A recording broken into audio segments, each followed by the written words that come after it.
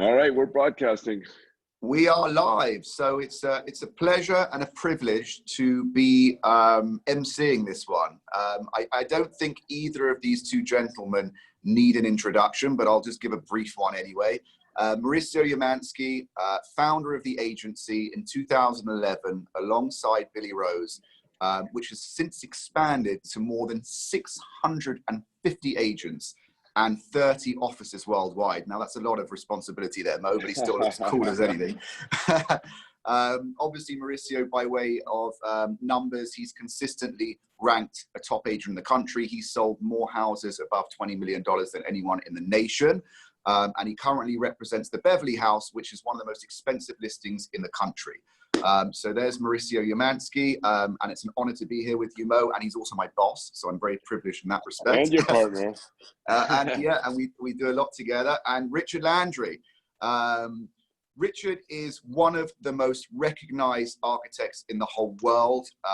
He has designed some of the most incredible houses. He's one of the most prolific and notable luxury architects, specifically as well in Los Angeles. And Mauricio and I are very grateful in that we're actually involved in a project with Richard himself. So this is what led to this idea. Without further ado, I'm going to open up to questions to Mauricio and to Richard. And I think the first one I'm going to throw out there, and this can go to Richard, the relationship between the architect and the agent. So how do you interpret that? Do you work alongside agents regularly? How does that work for you? How does that look to you? I think what's interesting is we learn from each other all the time. You know, we are exposed to so many different clients. You as the realtor is out there and finding what people are looking for, and we're doing the same thing. We mostly work with end users. So we really, oftentimes end users come to us and we've been looking for a house for a long time. We can't find a house that has everything that we want. And this is what we need. So we learn a lot from our clients directly. When we speak with realtors, it's nice to share that knowledge with them, to say, you know, this is what we hear the clients want. What do you hear? So that shared knowledge and trust, I think, helps a lot. It helps both of us. At a different level too, when a client is looking for a house or piece of land, to bring the vision forward. You know, it's hard sometimes to walk a property that might have a tear down on it, to really see the potential of that property once the house is gone, and to be able to excite the client and walk through the property with them and say, wow, this is the potential. This is what I see here. What do you think? You know, and kind of excite them through that process. That to me is the fun part of all that. Love that. And Mo, over to you. How do you, you know, working with Richard and you know, on personal projects, how's that been for you? Well, first of all, I have to say that I've been working with Richard now for, oh my God, Richard, you and I have been working on deals and projects together for over 20 years now, I think, which is, I don't want to date us, but it's, we've certainly done a lot of them. And it's just such an honor to be able to work with Richard, because as he says, he has an amazing ability when we introduce him to a client to be able to paint this picture. And to paint a picture of what can be built and what the construction can look like, and to get the client excited. So from our perspective as an agent, to be able to bring in an architect and to be able to paint this photograph to a picture, I think really helps agents sell property. And at the same time, I believe that we help architects in understanding what clients are looking for. You know, one of the most common things, and certainly not, you know, one of the things that Richard has a problem with, but so it always seems to be that the closet's never large enough. Right. And so every time we look at a plan, we always make the closet larger and larger and larger and larger. Right. So I think, you know, from a collaboration perspective, when both of us can get together in a room, and us as agents, David, you know, one of the most important agents in the country as well, guys, and he didn't introduce himself, but he's a $1 million listing. He's absolutely killing it. Has sold a couple of $100 million estates this year, and is just doing amazing stuff. But going back to that question, when we have that ability to collaborate with our knowledge as agents, understanding what the client is looking for, and then we're able to bring in the creativity that the architects bring to the table, and that comes together at that perfect moment, the art that is created is absolutely magical. And that's when projects go from being an incredible project to an extraordinary project. Yeah. Well And I said. think that makes a lot of sense as well, because obviously, being an agent, you're hearing buyers' wants and needs all the time, and I think that's super useful to be sharing. And I imagine that's how you and Richard have probably been sharing information, throughout all the years. What I would ask you guys as well is, how have you continued to develop your relationship? Do you guys speak on a project by project basis? Is it like, I know Richard's designed some of the most amazing houses in the whole of LA, but do you find that you're constantly reintroduced to each other on that basis? It's such a small world, right, Mo? It's crazy how often our paths are crossing. Is crazy. And whether it's somebody looking at an empty piece of land and wants to figure out what they can do with it, or even looking at a house that's fairly new, but they want to tweak it and make it their own. So we're often working together like that, say, okay, somebody's looking at this house, can you come take a look at it? And like we said before, work on that vision, work on the possibilities of what can be done with it. And it's a team effort that architects and realtor and interior designers and landscape architect, we all work together on that to try to help the client really understand the potential. And clients often come in with their own vision of what they want. So you have to listen. That one of the most important thing of what we do, I think, is the fact that we listen to our clients. We don't have an agenda when we approach the project. We want to approach it like a blank canvas and say, okay, where are you coming from? What are you looking for in all this? And hear all that, make them a part of your design process. And once you learn from your client, because they've also lived, most of them have lived in nice estates before. So you learn from every client. So I've been doing this on my own for 33 years now. And every week I'm learning something new from my clients. And that's nice to be able to say that. And from the realtors that are so exposed to the market and see everything that's out there. I love it. I love it. And from firsthand experience, Mauricio and myself have had the pleasure to work in actually designing a house that we're building with you, with our clients and our partners. And the way you guys operate, and this is like just to see it from the client's perspective, your organization, your office, your turnaround time, your attention to detail, like you mentioned, that you're always open to listen. And I think that's what keeps that. Obviously the organization is key, but the fact that you're open to listening and you're always creating and pushing the boundaries, I think that's really what's influenced and enabled your design just to keep growing and growing and evolving, and to actually see that and witness that in your boardroom, in your conference room with all the renderings everywhere. It's just it's amazing. It's like looking at an artist at work. Well, it's definitely been a fun experience. It's been fun. And what I want to add to that is when you two are in the meeting, the energy that it brings and the synergy, because we listen to you. You're seeing things. You guys have both brought some amazing input to the projects, which has made the project better. So being open, and again, like I said, not having this ego that I know better. It's like, this is a team effort. You mentioned our team. I'm blessed with a most amazing team of people working with me. You would have been working with me, like Brian's been with me for like over 27 years. So it's like it's like so we grew together. And to have that team that you can trust and that works so well together, and all the systems that we've developed over the years to communicate with the client. Because as you know, it's all about the communication at the end. Yeah. And again, being open makes it fun. We're all part of the same team. Special shout out to Mark, by the way, Mark Savory from your office. He's also been incredible. It's totally awesome. So unbelievable. So Mo, over to you. I want to ask you a couple of questions, and this is going to go straight into the COVID situation. This is our new reality. How have you found that this pandemic, so to speak, has affected day-to-day practices? I mean, what difficulties have arisen when you first started navigating through the in-place restrictions?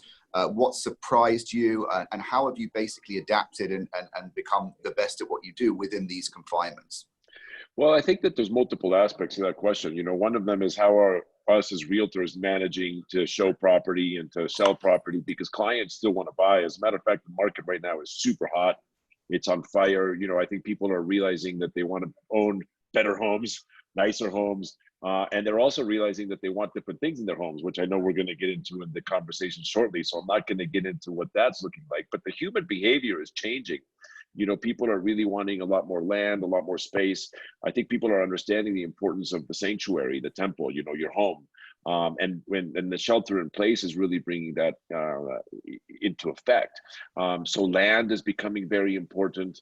You know, the home office, all kinds of different things, which I can't wait to, you know, hear what Richard, some of the stuff that you're designing into some of these new, you know, extraordinary homes that we're seeing being built right now.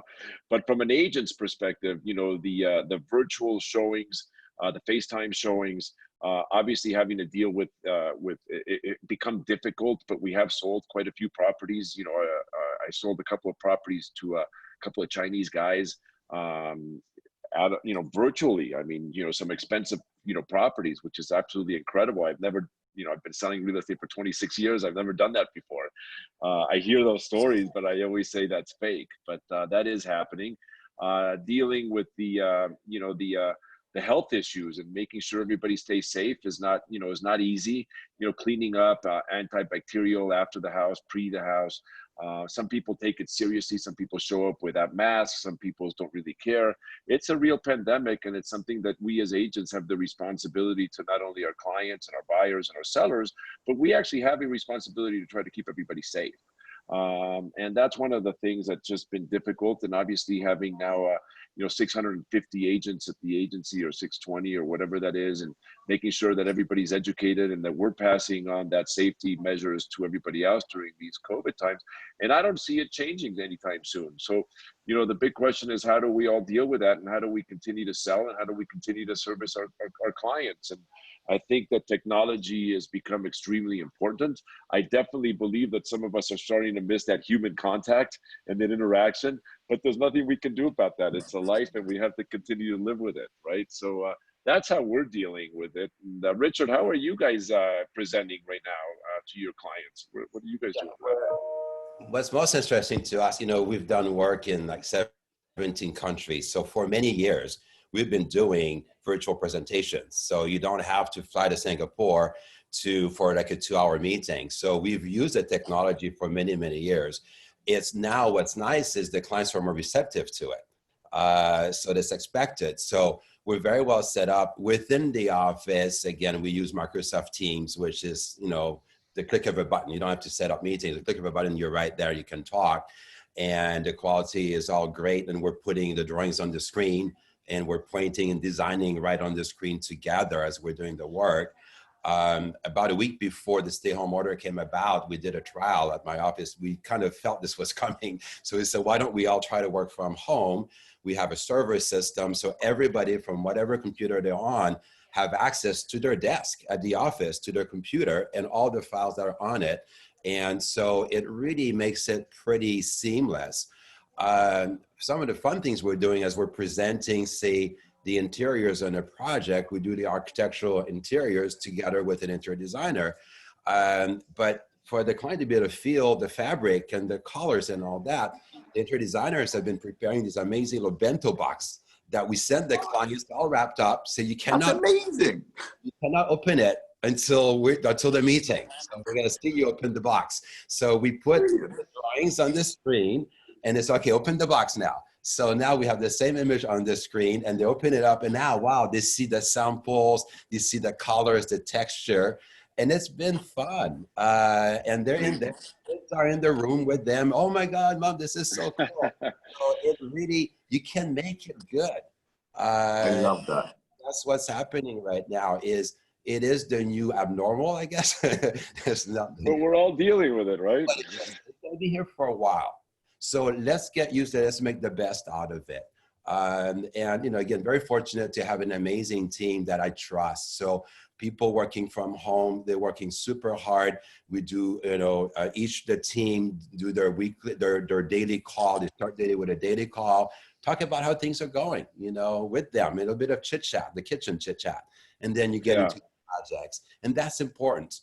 I do whole team meetings every 2 weeks for the entire office. We do a Zoom call, talk about everything, communicate about where we are, what the changes are, talk about the new project, present to the entire office what we've been working on, and also it's keeping the communication alive, keeping the clients excited by, again, doing these ongoing meetings with them. The nice thing about the Zoom, you don't have to wear a mask. So you can see better. That's true. With clients where we're all wearing masks and it's like, is she happy or not happy? I don't really know what's going on in their face. So that to me is kind of, you know, the quality is so good. Why not? And you get to do it from your comfort of your own home, right? Your own library, your own home. Barefoot shorts and t-shirt kind of guy. Us today, but that's the first time I wear shirts and pants in a while. I got dressed up too, Richard. Mauricio, I dare you to stand up. I'm operating. I look good today because I went on a couple of showings. I'm operating out of our office in Aspen today, so I'm actually out in Aspen, Colorado. But Richard, how many projects do you have going on a given time? Just out of curiosity, and how many countries, and what does that look like? I mean, a lot of people, I'm sure, are curious what because you guys have an extraordinary operation. David and I are witnessing it firsthand. But what does that look like? I mean, the office is 46 people right now, and we're all super, super busy. We were lucky enough to sign some really good contracts right before COVID, and several contracts since COVID. We signed 2 more contracts last week.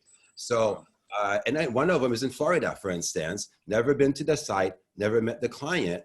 And what we did, we had a team in Florida do all the as-built. It's a remodel. So all the as-built, and do 360 videos of every room. So wow. Now that you guys use with your real estate technique, we do that now as a design tool. So now I don't have to be there. We're able to see every aspect of the room, have the as-built drawing, do the Zoom call with the client, and get all the inputs from them. Going back to your question, how many projects? They're all different phases. So, much involved in the schematic design phase, stuff is under construction. These projects could be 3 or 4 years, and some of them 5 years as they get bigger. So I'd probably say we usually, do about 12 to 15 new projects per year. And as they overlap, you might end up with about 40 projects, at one time. But again, some of them is just maintenance during the construction. Yeah. It's not a lot of hours per week. My time is spent quite a bit during the design phases. And, we have amazing technical support within the office that takes care of the working drawings, which are very time consuming. Yes. And every part of the office have 5 great associates within the office. Each associate is in charge of a few projects, and they have their project managers and their job captains, and they have their team working with them. So we're very well organized that way. We've developed, again, all kinds of tracking tools. Like Rike is a great software that allows us to know exactly where we are on the schedule with every project. Every Friday, you guys have seen those, we send every one of our client an email that outlines exactly where we are with their project, what we've done, what we need from them, what's expected, schedule is in there, everything is outlined. So the communication is very open and transparent. That helps a lot managing those projects. Mauricio, a quick question. And Richard, that was awesome, by the way. Over to you, Mo. I mean, how busy is the agency right now, especially since the pandemic started? Yeah, we're busy. We're very busy, actually. It's just to give everybody kind of a quick idea and synopsis of what happened during the pandemic. But in March 12th, 13th is when California, Los Angeles went into this pandemic, when we kind of closed down shop. Real estate at that time had pending closings that were equal to 2019 numbers. We basically saw all of those pendings, for the most part, continue to close escrow, and people did finish and finalize and completed their deals. There was very few fallouts of escrows during that time. We then saw a tremendous slowdown. Obviously, people were sheltered in place. You couldn't go out to see property. You couldn't go buy property. You were in your house. People had no idea what was going to happen. The bank shut down. Everybody just went to a complete shutdown mode. And then we saw for 2 months a huge slowdown. We basically saw sales drop, and not only at the agency, but as a whole, nationwide. You saw sales drop by about 65–70%, which is huge. Then come into June and July, and this whole hockey stick recovery that everybody was talking about has definitely occurred. In June, we saw the sales back up to about 3 to 5% off of 2019 numbers. And in July, we actually saw about 3 to 5% ahead of 2019 numbers. So we're seeing some really good recovery. The pendings today are ahead of 2019 numbers. So our pipeline, when I talk about pendings, I talk about, the pipeline numbers, those are ahead. The big question is, will we and the real estate industry be able to recover from the year to date, right? The entire year, when you've had such slow months, will 2020 look better than 2019, equal? I predict we're going to see about a 15 to 20% drop from 2020 numbers on the total year to date. But if things continue the way they're continuing, we might actually catch up, and we may be able to hit the same real estate numbers that we ended up hitting in 2019. Amazing. So that's kind amazing. of in a nutshell what's happening, on the business side. Amazing. And I think forward looking, not just as far as the market goes, but also as far, and specifically over to you, Richard, to answer this one, if you can, or if you would. Have you noticed that clients have different requests now as far as the design of their homes, the floor plans, based on the new post-COVID lifestyle? No, we definitely see things, Mo was talking about bigger closets before. Now we're talking about bigger package rooms. Everybody orders online and they have all these boxes in their foyer. So we're designing real package rooms so all the mail and all the boxes go in there to get sorted. I think because we've always been exposed to like the luxury market, a lot of the luxuries that some people are looking for right now have been happening in these houses for years. The movie theater, the beautiful gym, the spa, those are things we've been doing for a long time. And those are things that are being cherished a lot more now. I think people are realizing the importance of that. So we continue to do those, but that is nothing new. The appreciation of a nice yard and having the space and opening your house to that yard. But beyond the gym now, when we work on a bigger property, we're doing what I would call the outdoor gym. I mean, the fitness path around your property where you can have exercise areas and meditation areas and things like that. So you really are looking at the entire property as a whole, and you want to maximize the usability of all that. Offices, obviously, people want to have a great place to do their calls and their privacy, not just for one member of the house, but when both people are at home working, they both need to make phone calls, they both need places, and the kids need their spaces also. But we for many years have done those study rooms for the kids, where the parents didn't want the kids to be spending all their time in their room, so they have little study space already, or craft rooms or things. So those are all luxury.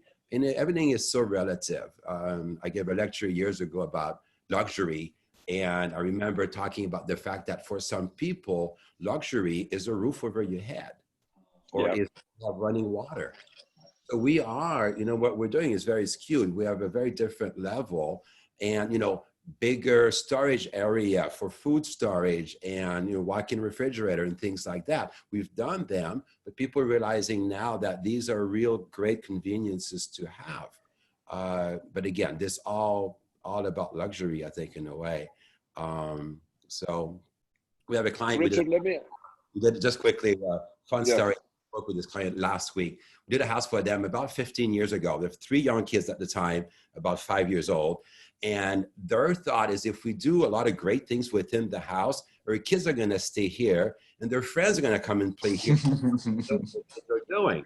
So they have a half basketball court at the house, a big gym and rec room and movie theater and all these conveniences. Now the kids are in their late teens and early 20s and they're all back at the house, and their friends want to be there because they realize, the slide at the pool and the diving rock is really cool, but you can't really out there. So we were talking about how great, this Love that. in a way the kids are back. Yeah, it's awesome. I mean, I love having my kids back. I have, all my kids at the house, and it's you know, the silver linings and everything, right? So that's definitely Yeah. one of the silver linings that we're experiencing right Yeah. now. But Richard, do you find, and I'm curious about this because I'm hearing mixed messages from our clients.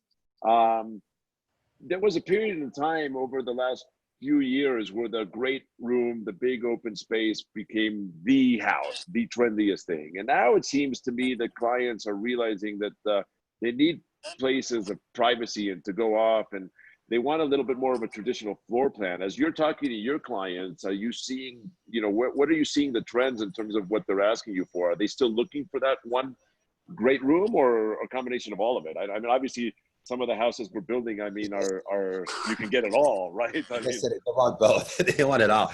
I think that great room concept where you have your great room, your breakfast area, place to eat, and your kitchen all open for the family to be together is great to have.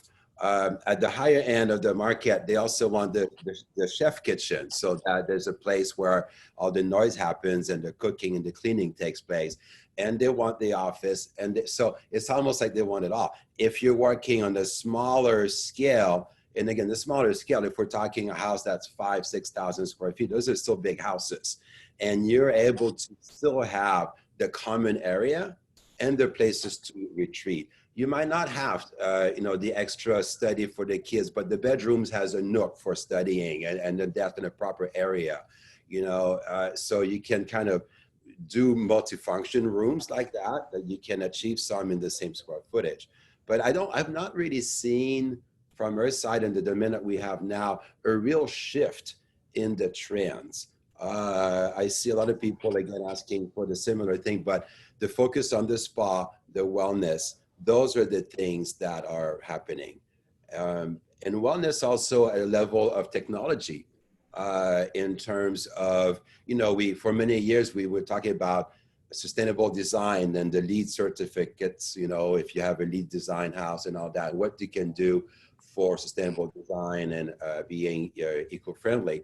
Now there's, you know, companies like Delos that are doing well building, where all the filtration system, yeah.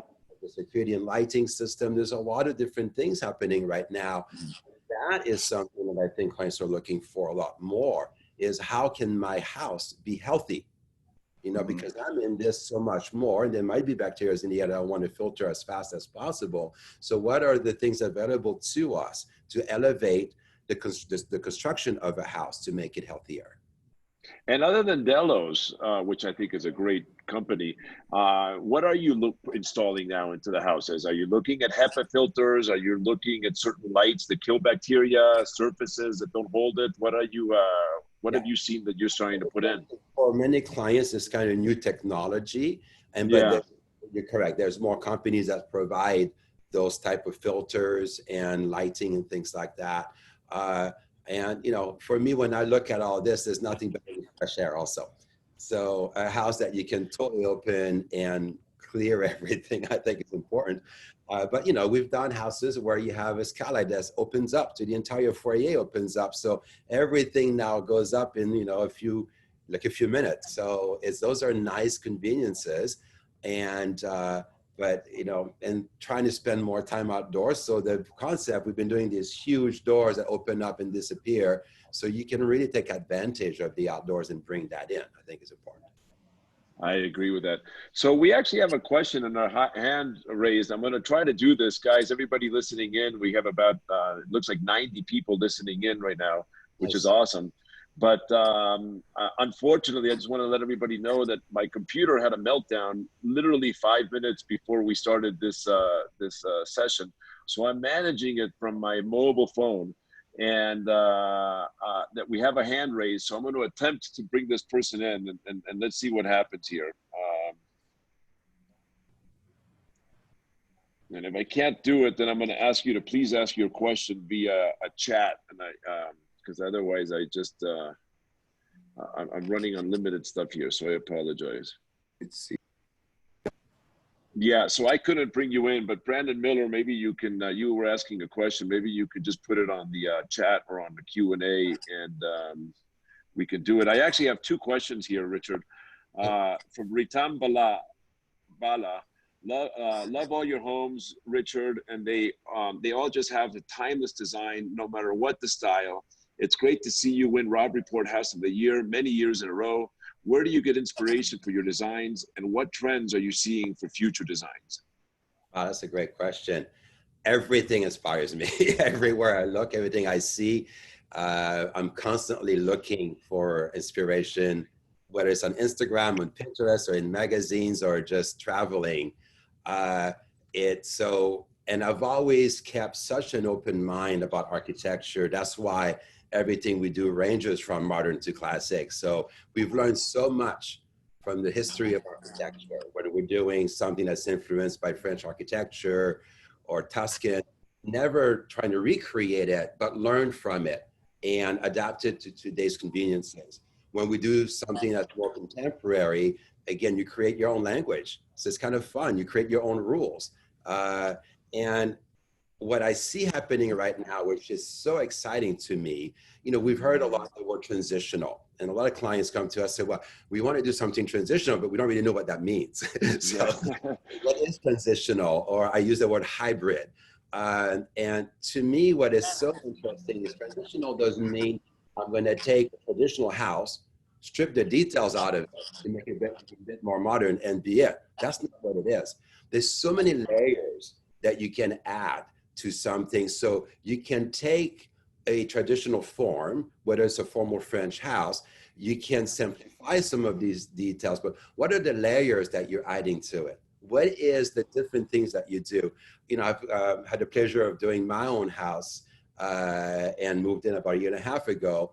And my husband and I were talking about what's the narrative? What do we want to do now to be fresh and different? And he comes from a more traditional world than I do. He likes things that are more traditional. I like things that are modern. So we said, okay, what if it's a ground up house? What if we had bought an old house in England somewhere, an old brick house, whitewashed brick, and we decided to cut big openings in it. So we did the indoor in and add some steel lintels on it. So now you start to go towards that transition.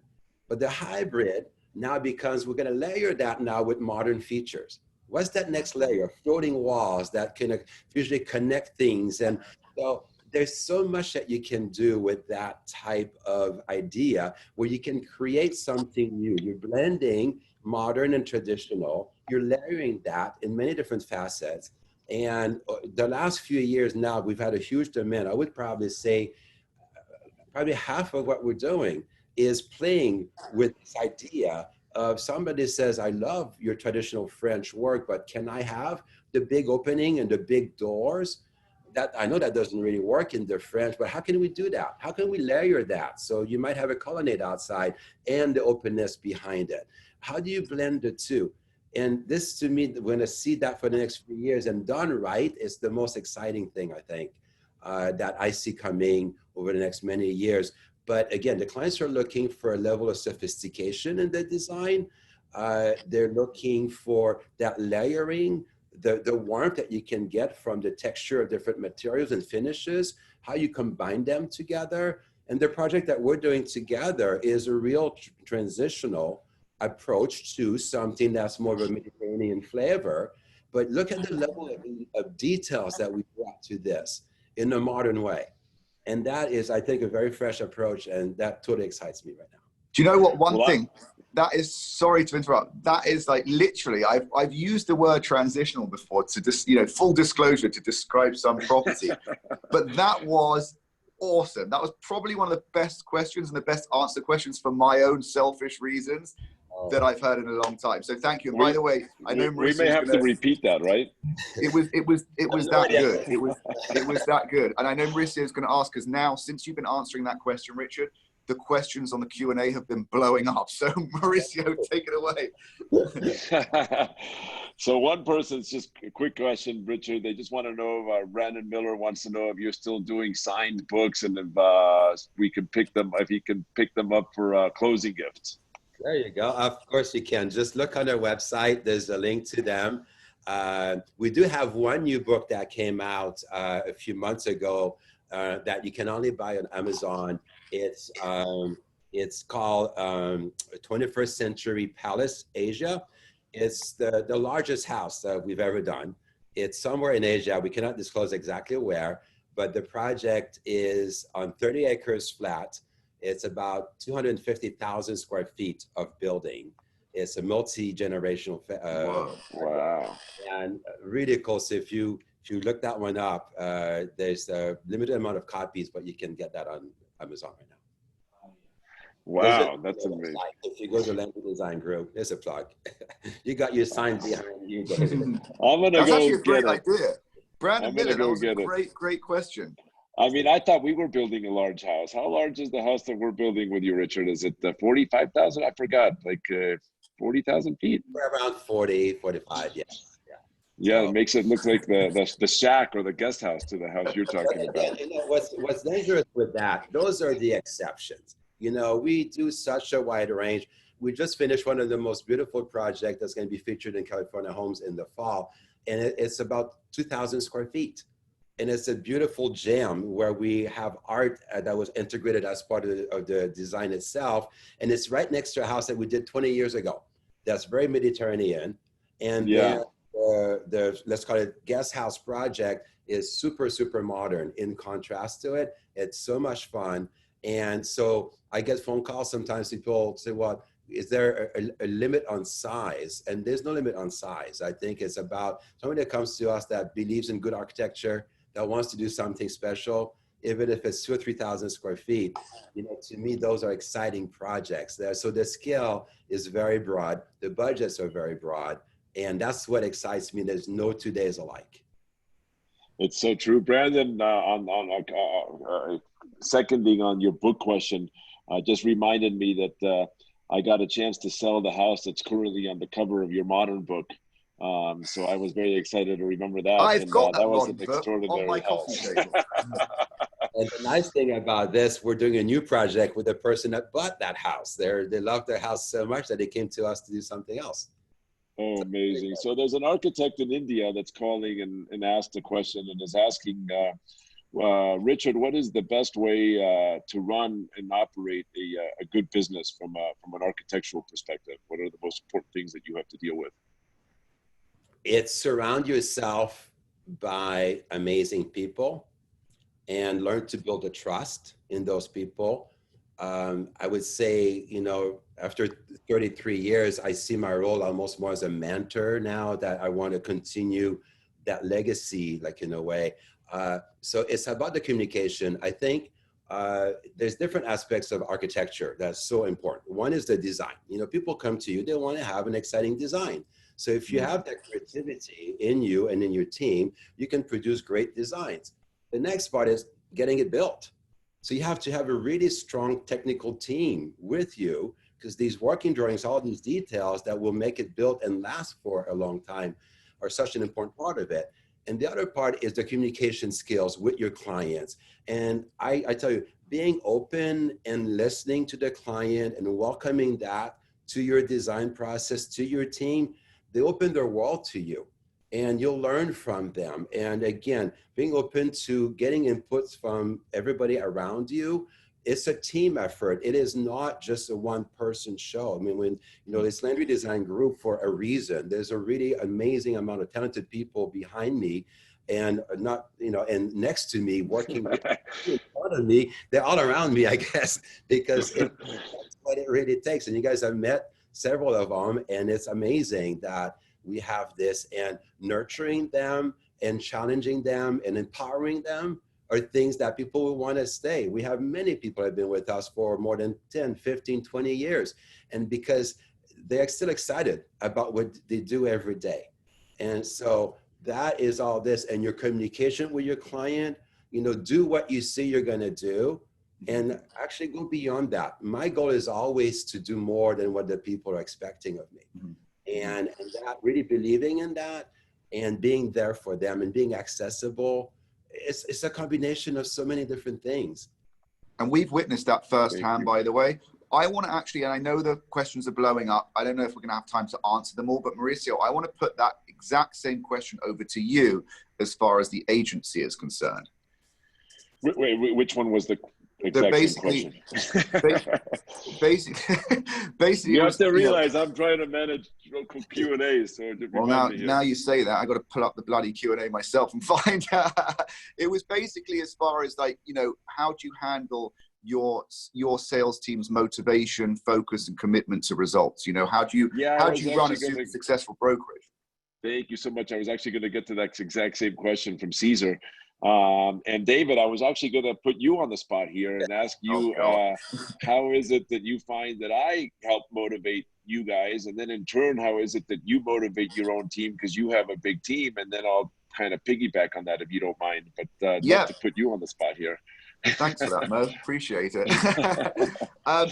Truthfully, the way I see the agency run is, business can get a bit serious sometimes. And at that point, it's kind of like it becomes a little bit monotonous when you're just doing the same thing, every day. What the agency, the culture that you and Billy have created, from my perspective, is you've made it fun, right? You've made it, challenging, but fun and collaborative, and everyone feels like a family. No one's like against anyone in the agency. It doesn't need to be like I'm competing against you or I'm competing against you. It's like, instead of that, the mindset is, how do we work together? How do we empower and help each other?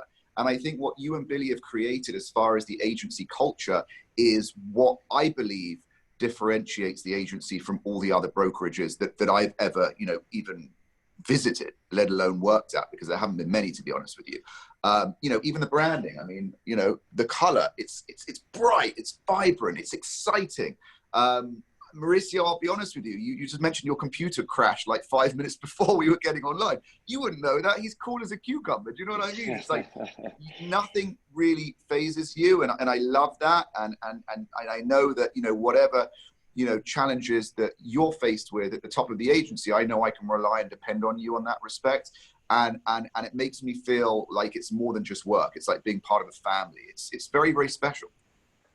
Well, thank you so much, David. And that's pretty much, I think you've nailed it. I'm not going to add too much to that, but it's all about collaboration, and it's creating an environment that just maintains people kind of working for the same, reason. And that's, to have fun, right? And obviously we all need to work for money. That's the ultimate goal. But when you can create an environment that everybody's rowing the same boat and feeling good about each other, you can really create a good spot, and people just stay motivated. And, you've done an extraordinary job with your team, and what you guys are doing is just absolutely amazing. And I gotta, I'm getting a lot of these Q&As. Caesar asked it from Costa Rica. We had the person from India.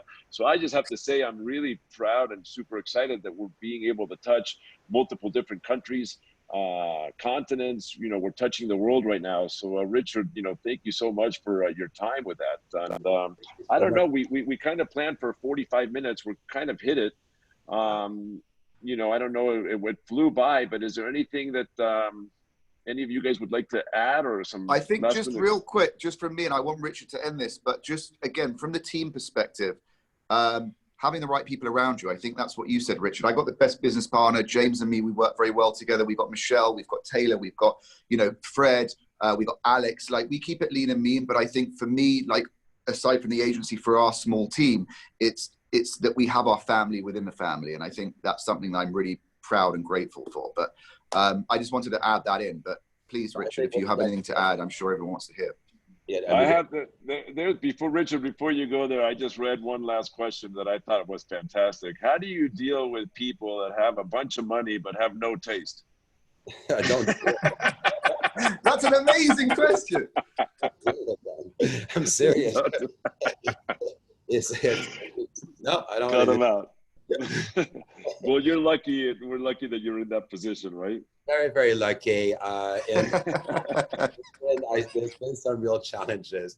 But, in a way, you kind of try to educate the client in a comfortable way, is that show them what the options are. Many times a client might ask for something, and if I kind of disagree with the direction of what they want to do, I would always draw it up. I would always draw up what they're asking me to do. Although I know it's not going to work, I'll draw it up, and then I will draw the other option or two that I think will work better. So then in the presentation, it's okay, this is what you asked for. I want you to know we heard you, and this is what it looks like. But by the way, we thought of another option or two that we'd like to share with you. And these are the pros and cons of these options. It's a great way. They want to know that they're being heard. And you know, sometimes at the end of the day, it's their home, and it's not a battle. It's to give them what they want. But like I said before, I want to give them more beyond their expectation.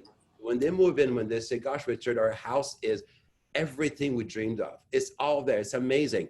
But it's at the same time so much more than we could have ever hoped for. And what you guys said, which is the most important part to me as well, is fun. We had fun with the process. You made it fun and enjoyable. And I've felt that with the meetings that you guys have been in with me and with our team, every single time we laugh, we had fun, and there's a great energy because we love what we do so much. This is not a job. It's not your work. It's your passion. And that's why we're good at it. And I believe that's why we're good at what we do, because it's beyond just a job. It's a passion. We love what we do. And everybody on my team feels the same way. They come to the office when they could come to the office, and you can see the smile on their face. They're happy to be there. And on the Zoom call, you can still feel that energy. I love it. I'm going to say one thing, Mo. I'm thinking, look, we're going to make a series out of this whole situation. But I'm thinking we should do a part 2 with Richard, because there are so many questions that have blown up that we're not going to give you the chance to answer. Maybe we can do that as a part 2 if you guys are up for it. I'd be up for it. I'm up for it. You sounds good. All right. Well, David, you want to send us home, or go ahead, Richard? I didn't mean to interrupt you. No. I was saying this was a lot of fun, you guys. I'm so happy that you asked me to do that. And it's like talking with friends. That's what it's about. I love it. Well, you've delivered amazing content, and maybe on the part 2, you'll give us you'll share your screen with us, and maybe we can see some of the projects that you've worked on and some of your favorite stuff and all that stuff. I would love to do. There's some exciting stuff going on right now. That'll be amazing. And the reason I suggested the part 2 is because the Q&As have literally blown up. Like we'll be sitting here for the rest of the day. So let's do that. I love the idea about getting the renderings up and photos of certain projects that you've done before, and we'll schedule that. So everyone watching, stay tuned. We'll send more details on that out. And Mauricio, always a rock star. Richard, unbelievable. I can't wait to do part 2. Thank you both for being on this. Thank you, guys. Thank you, Richard. Thank you, David. You're welcome. Thanks, guys. Thank you. Bye-bye. Bye.